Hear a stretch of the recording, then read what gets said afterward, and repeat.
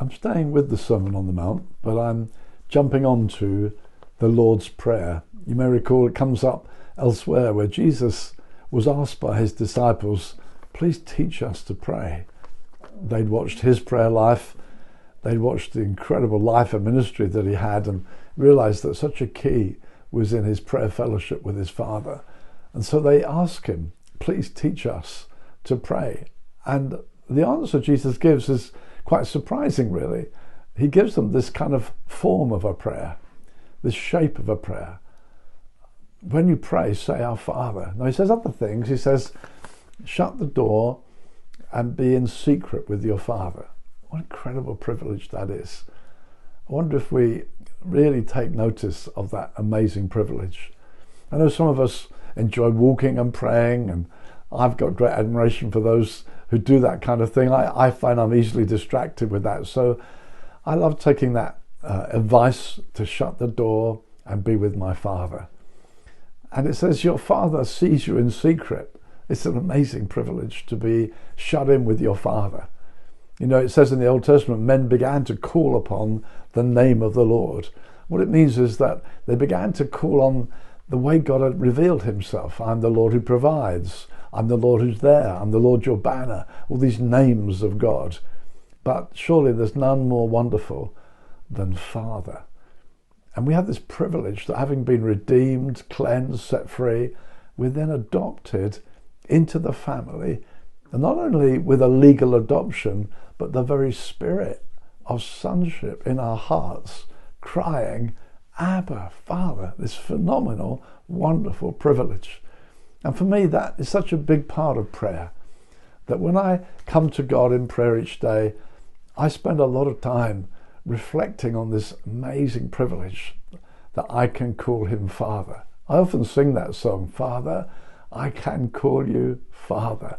Father, I will seek you, Father. It's amazing. Now I'm justified. I can call you Father. I love to dwell on it. I love to enjoy it. I love to celebrate it before I ever start asking things. Some people say when you pray, start with confession, start kind of sin conscious.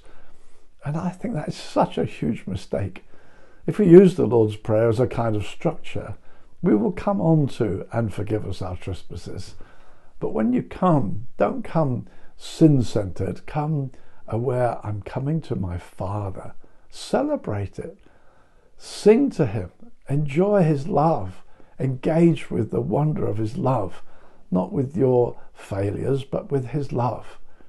Some of us may have had a bad father experience. Some of us have a terrible father experience. But I always think of the Father as the one that Jesus described in his story of the prodigal son, where the son comes home and thinks, I've blown sonship. I can't be a son anymore. I've disgraced my father. At least I know he pays his servants well. I'll go back to be a servant. And the father just refuses. I'm not going to have you as a servant. He runs to him, falls on his neck, kisses him, embraces him, gives him the cloak again, gives him shoes, a ring on his fingers, celebrates. This is my son. He was lost, he's found. When I come in prayer, I often have that image in my mind. It's like the father searching the horizon to see if the son is coming. And then seeing him come, runs to him and throws a party.